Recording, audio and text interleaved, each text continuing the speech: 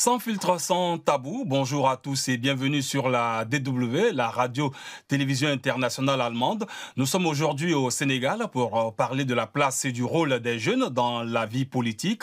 Le Sénégal qui a depuis le 2 avril 2024 un jeune président, Bassirou Diomaye Faye, un président fortement soutenu par les jeunes. Quelle est la place de ces jeunes dans les partis politiques, dans les instances de décision au Sénégal? Leur voix compte-t-elle véritablement? Sont-ils utilisés seulement comme bétail électoral? Sont-ils bien formés politiquement? Autant de questions que nous allons poser à nos deux jeunes invités. Il s'agit de Sobel Ngom, il est le directeur exécutif du consortium Jeunesse Sénégal, une ONG de jeunes. Bonjour, monsieur Ngom. Bonjour, merci pour Voilà, cette invitation et ravi d'être avec vous. voilà, merci d'être en ligne avec nous de Dakar. Également en ligne avec nous, Bachir Koli, il est le responsable des jeunes du PASTEF à Ziguinchor au Sénégal. Le PASTEF, c'est le parti de Bassirou Diomaye Faye et d'Ousmane Sonko. Bonjour, monsieur Bachir Koli. Monsieur Koli, bonjour. Bonjour, monsieur Ibrahim, bonjour. Voilà, merci Merci pour à vous l'invitation. également d'être en ligne avec nous du Sénégal. Alors, dites-nous, on reste avec vous, hein, Monsieur Bachir Koli. En tant que jeune, comment réagissez-vous à l'élection d'un jeune comme Bassirou Diomaye Faye à la tête du Sénégal? Bon, tout d'abord, je vous remercie d'abord de m'avoir donné l'occasion en tout cas, de parler avec le monde entier, parce qu'aujourd'hui, je ne m'imaginais même pas parler avec une radio allemande.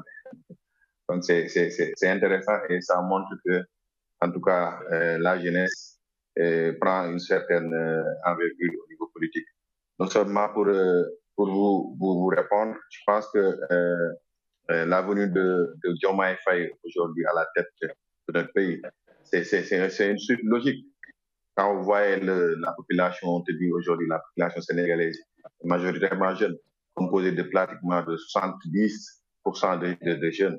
Et je pense que c'est une suite logique aujourd'hui qu'on voit des jeunes émerger et prendre de responsabilités pour mettre le pays dans de très bons rails. Alors, Monsieur Soubel Ngom, vous êtes le directeur exécutif d'une organisation de jeunes au Sénégal. Qu'est-ce que vous attendez concrètement d'un jeune président comme Bassirou Diomaye Faye? Écoutez, un peu comme Bachir, déjà un grand enthousiasme ressenti par la jeunesse sénégalaise dans sa diversité. On le sait, le Sénégal a ces dernières années peut-être été, en tout cas, la jeunesse semblait absente de la gouvernance. Aujourd'hui, on attend de voir les jeunes inclus et valorisés dans les instances de gouvernance au niveau national comme au niveau local. On attend que les jeunes soient davantage responsabilisés pour faire partie et être des acteurs de ce projet collectif, non pas que des spectateurs. Et on a bon espoir que ce nouveau président, et il l'a dit lui-même de ses mots, qu'il fait des ambitions, des rêves et des aspirations des jeunes, les siens, et qu'il œuvrera pour les matérialiser avec les jeunes. Alors, Monsieur Bachir Koli, vous qui êtes du PASTEF, dites-nous, est-ce que vous êtes satisfait de la place qu'occupent les jeunes sur l'échiquier politique sénégalais?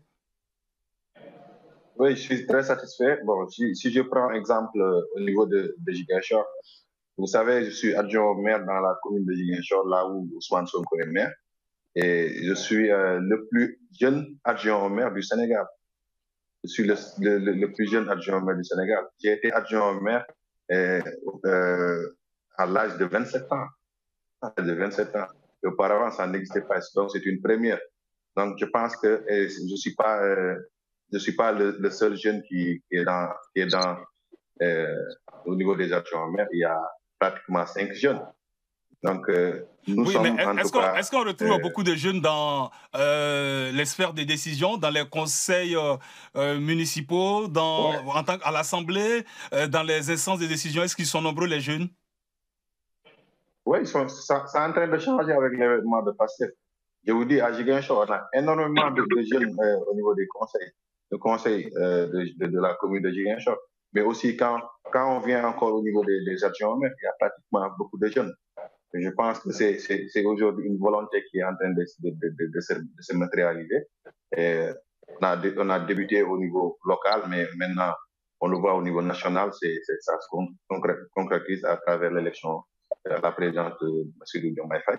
Et je pense que ça va en crescendo monter dans les sphères de décision et pourquoi pas les jeunes occuper la majorité des postes et essayer de prendre de responsabilités sur les questions d'économie, les questions de développement.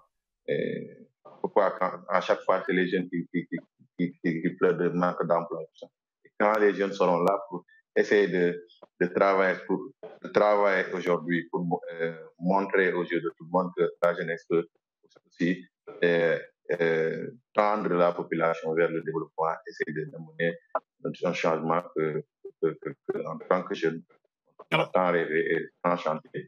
Je pense que c'est important. Alors, vous êtes optimiste, hein, vous êtes confiant pour ce qui est de la place des jeunes sur l'échiquier politique sénégalais. Monsieur Ngom, vous, c'est la même lecture que vous faites. Est-ce que vous êtes satisfait de la place que les jeunes occupent sur l'échiquier politique sénégalais? Est-ce qu'ils sont bien représentés? Est-ce qu'ils sont bien représentés dans les instances de décision? Je comprends bien votre question. Je dirais qu'aujourd'hui, non. Je ne peux pas dire que je suis satisfait. Il y a effectivement des exemples, de bons exemples comme Bachir lui-même et puis d'autres de sa famille politique qui a été, elle, très innovante et très proactive pour mettre les jeunes au cœur de la machine.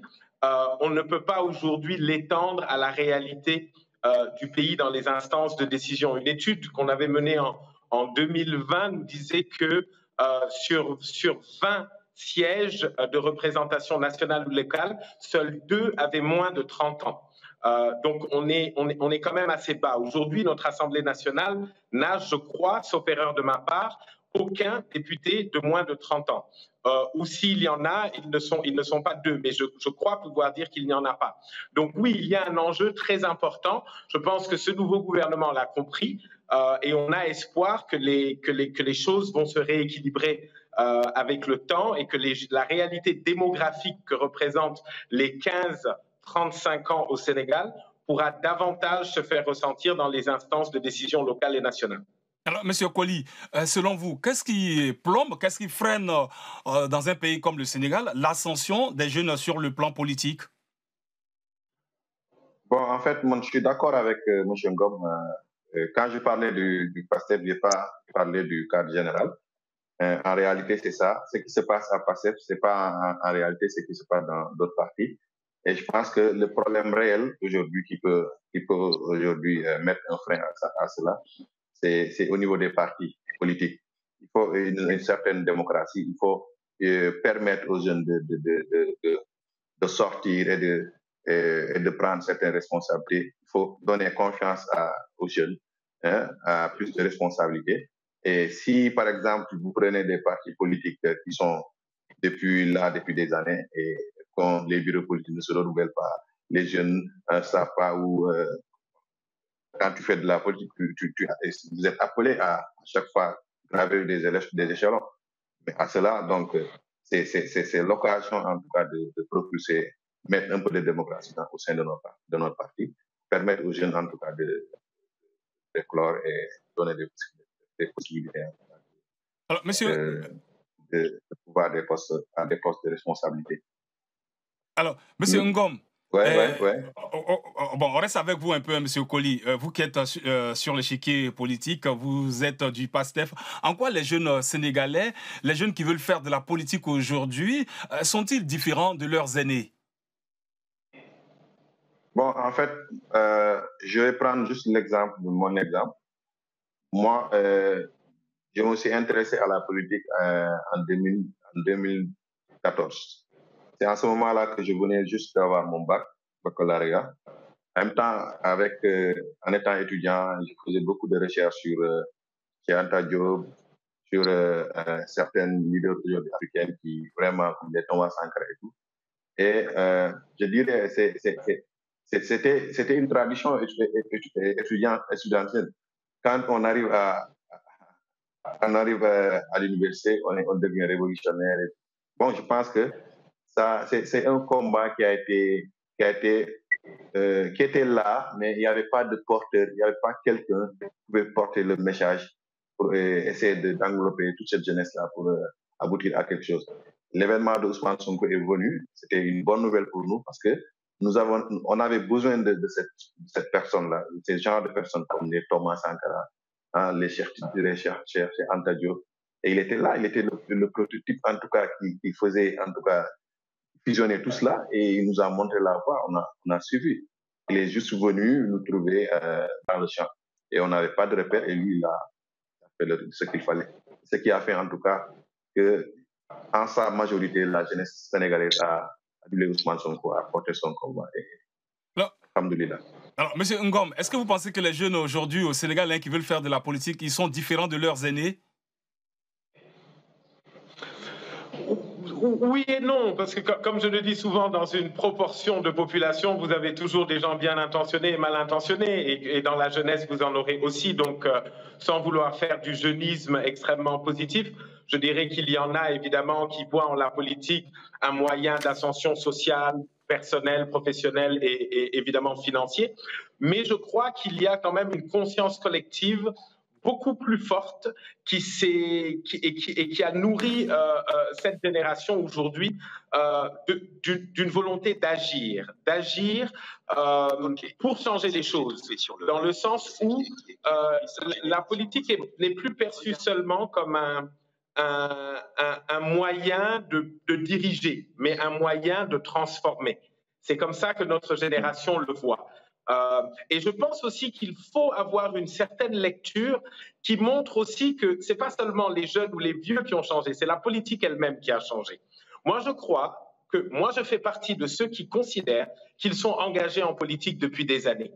Sauf que notre engagement n'a pas été partisan. Il a été un engagement de transformation de la vie de la cité, donc de la politique dans son sens le plus large et le plus noble, de pouvoir apporter des solutions locales, communautaires, nationales, qui arrivent à transformer les choses, qui donnent aux jeunes des opportunités, qui leur permettent d'accéder à ce qu'ils n'avaient pas avant, etc. Et donc, notre vision de la politique se matérialise de façon de plus en plus concrète et pragmatique. Et il y a toute une génération de Sénégalais, entrepreneurs, engagés dans la société civile ou dans les partis politiques, qui voient la politique comme un moyen d'agir de façon efficace pour le bien-être de tous. Alors, Monsieur Colli, vous qui êtes du PASTEF, est-ce que vous pensez réellement que les jeunes aujourd'hui ont compris qu'ils représentent une véritable force pour faire changer les choses? Parce que ces jeunes, on les voyait encore, ou on les voit encore comme des gens qu'on peut mettre dans la rue pour exiger certaines choses et obtenir cela, ou même des jeunes qui servent juste à placer, comme on le dit, les chaises, les bâches. Est-ce qu'ils comprennent aujourd'hui la force qu'ils représentent pour un changement au niveau de la société? Bon, je pense que c'est pas encore gagnant. C'est pas encore gagné parce qu'en fait, il y a beaucoup de jeunes malheureusement et ils suivent les événements, mais en réalité, ils n'apprennent pas des discours en tout cas qui ont été tenus par les leaders. Moi, qui te dis, je suis dans le PASTEF à Ziguinchor, mais on est incontournable les jeunes. Mais qu'est-ce qui fait notre force? Parce que, en réalité, nous, on connaît notre force, on connaît si le parti va bouger à Ziguinchor ou si les activités vont bien se passer à Ziguinchor. C'est grâce à nous. Et c'est nous les premières boucliers de PASTEF à Ziguinchor. C'est nous qui vont descendre, faire les porte-rapports, discuter avec la population, faire des rapports, remonter au parti. C'est nous qui le font. Les aînés, comme le dit, hein, les non-aînés ne le font pas. Ils sont juste là et font des programmes, mais en réalité, c'est nous qui faisons le job. Mais maintenant, pour cette conscience-là, je pense qu'il faut encore essayer de discuter avec les jeunes, parler avec les autres, donner plus de confiance, les orienter. Parce que je pense que jusqu'à présent, les jeunes ne réalisent pas encore leur force actuelle et dans les années. Il y a en tout cas un manque de conscience en tout cas. Alors, M. Sobel Ngom, est-ce que vous avez l'impression que les jeunes au Sénégal, ils sont bien formés pour faire de la politique? Est-ce qu'ils comprennent les enjeux présents et à venir?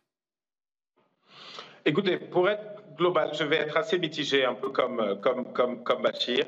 Je pense que non, je pense que pas tout à fait. Je pense qu'il y en a, et comme je dis, il n'y a pas une jeunesse au Sénégal. Il y a plusieurs jeunesses avec différents atouts qui ont eu l'opportunité d'étudier ou non, etc. Donc on ne peut pas s'attendre à avoir une homogénéité dans leur engagement citoyen ou politique. J'ai entendu il y a quelques jours un jeune dans les médias dire, voilà, on s'est battu pour élire Diomaye et Sonko à la direction du pays. Aujourd'hui, on attend que eux nous le rendent en nous servant bien. Euh, pour moi, ce n'est pas la bonne philosophie et ce n'est pas la bonne pensée. Au contraire, et ils l'ont suffisamment exprimé, ces dirigeants, qu'ils ne pourraient pas seuls régler les problèmes de tout le monde. Ce qu'ils vont faire, c'est de rendre les cadres d'action plus justes, plus organisés, plus efficaces pour que les forces vives puissent travailler plus efficacement. Et ça, c'est un avantage du Sénégal, c'est qu'il y a énormément de forces vives désireuses de travailler et qui avaient besoin d'un cadre favorable à pouvoir performer. Et du coup, il va falloir que les jeunes les plus outillés et les plus aptes puissent jouer un rôle auprès des jeunes qui sont dans le besoin. Et c'est comme ça qu'on va pouvoir équilibrer et quelque part faire grandir la jeunesse sénégalaise dans son ensemble. Alors, M. Bachir, quelles sont concrètement les initiatives qui sont menées dans un parti comme le PASTEF pour former les jeunes à la chose politique et aussi pour une meilleure participation de ces jeunes-là à la vie politique au Sénégal? Bon, tout au début, on avait un problème à ça, au début, parce que, vous savez, le parti de PASTEF, c'est un parti jeune. On est venu en 2014. Après 2014, bon, les choses sont accélérées. On n'a même pas le temps de créer à ce moment-là l'école du parti. Mais ça s'est fait. Et puis maintenant, 3 ans, on a une école du parti. Et on a commencé au niveau de nos permanences de former les jeunes sur certaines choses. Bon, je pense que ce n'est pas encore approfondi, mais pas comme jusqu'à présent, actuellement nous sommes au pouvoir. On va essayer de voir comment maintenant réorganiser le parti, essayer de mettre beaucoup d'impact sur ça, parce qu'on est confronté parfois à ça, à la discipline de parti, parce que les gens sont là, n'ont pas d'orientation, ils n'ont pas de... Parfois, c'est compliqué.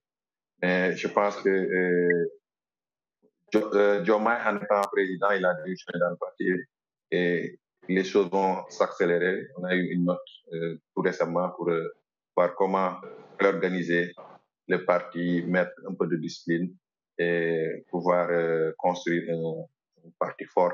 Parce qu'on n'avait pas le temps jusque-là. Et maintenant, je pense qu'on peut concentrer nos forces d'ici les 5 ans à venir à mettre un grand parti organisé, permettre aux jeunes, en tout cas, de mieux s'outiller en termes politiques et de connaître les faiblesses et connaître leurs faiblesses et les zones fortes pour pouvoir performer en politique. Le problème en est que parfois, tu es accompagné de jeunes, par exemple des jeunes qui ne sont pas, comme le disait Ngom, qui n'ont pas de qualification, qui viennent après pouvoir, par exemple, si Diomaye, par exemple, il est président maintenant, et on a des postes à distribuer. Maintenant, pour distribuer ces postes-là, il faut regarder maintenant les gens qui sont en tout cas qualifiés à ça. Tu ne peux pas prendre une personne qui n'est pas en tout cas dans le domaine ou qui n'est pas qualifiée à ce job. Tu fais le job, ça ne se fait pas. Donc, tu vas pouvoir pêcher autrement. D'ailleurs, tu pêches dans un autre parti ou bien quelqu'un qui ne faisait pas de la politique. Et dans ce cas, tu reviens et la réaction des jeunes te dit, mais pourquoi? Pourtant, nous, on était là, on a travaillé là, ils nous laissent pour prendre d'autres personnes. En réalité, c'est parce que ces jeunes-là n'ont pas compris, en tout cas, le chemin en tout cas, qu'on veut emprunter pour développer ce pays. Alors, on va terminer sur cette question. On voit que la plupart des jeunes, pas seulement au Sénégal, un peu partout en Afrique, ils sont beaucoup sur les réseaux sociaux. Est-ce que ces médias sociaux-là jouent un véritable rôle dans les mutations dans les différents pays, le rôle que ces médias sociaux jouent dans l'engagement politique des jeunes dans un pays comme le Sénégal. Monsieur Sobel Ngom. Oui, bien sûr, les médias sociaux ont joué un rôle dans le renforcement de la démocratie sénégalaise. Déjà depuis l'élection présidentielle de 2012. Il faut se dire aussi que c'est à travers les réseaux sociaux que la mouvance politique aujourd'hui au pouvoir a réussi à emballer, à engager les jeunes à travers tout le pays. C'est aussi à travers les réseaux sociaux que les jeunes ont exprimé leur sympathie et leur adhésion à cette mouvance politique et à son leader, et puis à ses leaders. Donc oui, les réseaux sociaux ont grandement contribué à mobiliser les jeunes, à les informer, mais aussi à les engager dans leurs choix politiques sur ces dernières années. Et je crois que les réseaux sociaux continueront dans l'avenir à jouer un rôle important. Maintenant, avec des dangers également de désinformation, donc ce qu'on appelle les fake news, etc., qu'il nous faut progressivement protéger de plus en plus. Il y a eu même dans le cadre des affaires qui opposaient le régime sortant au régime entrant, une affaire de photos transformées avec de l'IA qui a contribué à désinformer et à créer des tensions. Donc oui, les réseaux sociaux ont évidemment un aspect très positif et qu'il faut reconnaître, mais ils peuvent, dans une certaine mesure, être un danger qu'il faut protéger. Et beaucoup de jeunes acteurs, notamment de la société civile, sont engagés sur cette question-là. Et je pense notamment à Polaris Asso, qui est une association de jeunes qui travaille justement pour lutter contre la désinformation et pour faire que tout le monde ait accès à une information juste, fiable et utile. Monsieur Bachir Koli, les médias sociaux dans l'engagement politique des jeunes au Sénégal, c'est une réalité, hein? Oui, c'est une réalité. Je pense que même la réponse a été donnée par le gouvernement. Quand à chaque veille de manifestation, il s'amusait à couper la connexion. Je pense que ça montrait en tout cas le caractère très important que jouaient les réseaux sociaux sur l'engagement politique. Et la jeunesse, il faut rappeler aussi que la jeunesse du Sénégal est une jeunesse très connectée, qui suit en temps réel les activités ou tout ce qui se passe au niveau qui concerne le pays, au niveau des réseaux sociaux comme TikTok et Facebook. Je pense que moi qui vous dis, je pense que aujourd'hui les réseaux sociaux ont participé en grande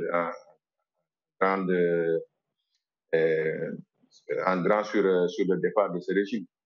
Je pense que c'est les réseaux sociaux qui ont montré, en tout cas, les aspects nébuleux de ce régime, les malversations qui se faisaient. Toutes choses, en tout cas, qui montraient et qu'on ne voyait pas et qu'on entendait. Maintenant, les réseaux sociaux, c'était une bonne nouvelle.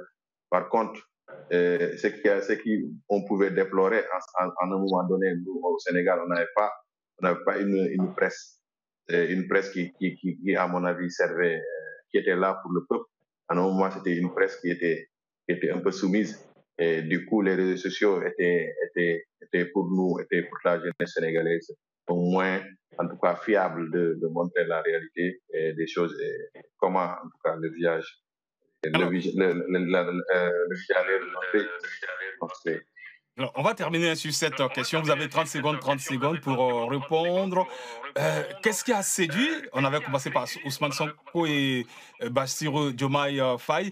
Qu'est-ce qui a séduit les jeunes dans les discours politiques du PASTEF de ces deux hommes-là? Monsieur Sobel Ngom, selon vous?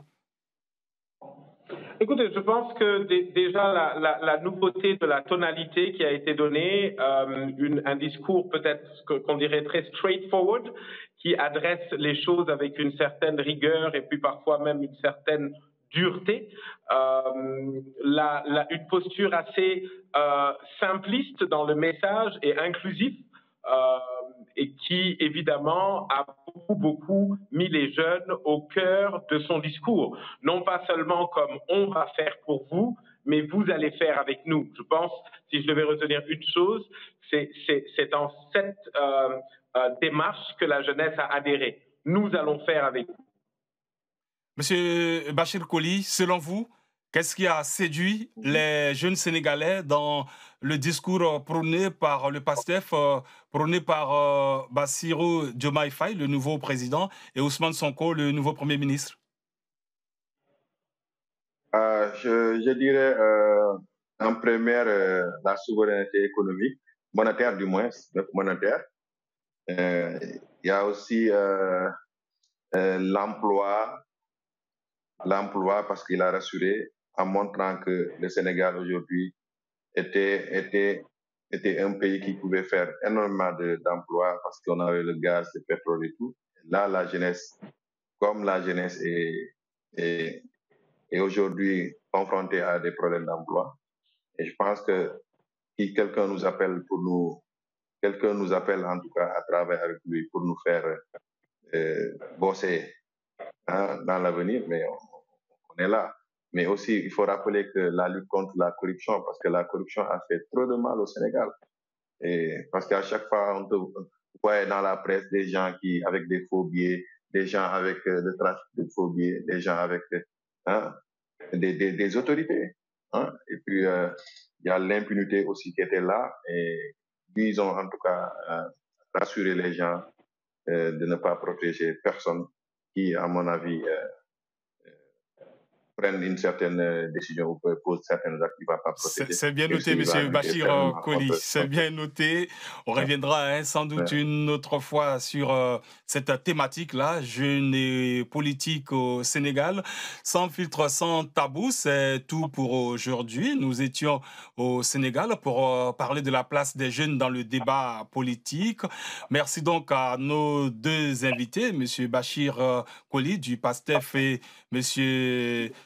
Sobel Ngom, qui est le directeur exécutif du consortium Jeunesse Sénégal, une ONG des jeunes. Merci également à vous de nous avoir suivis. Sans filtre, sans tabou, c'est sur la DW, la radio-télévision internationale allemande. Merci et à bientôt. Merci.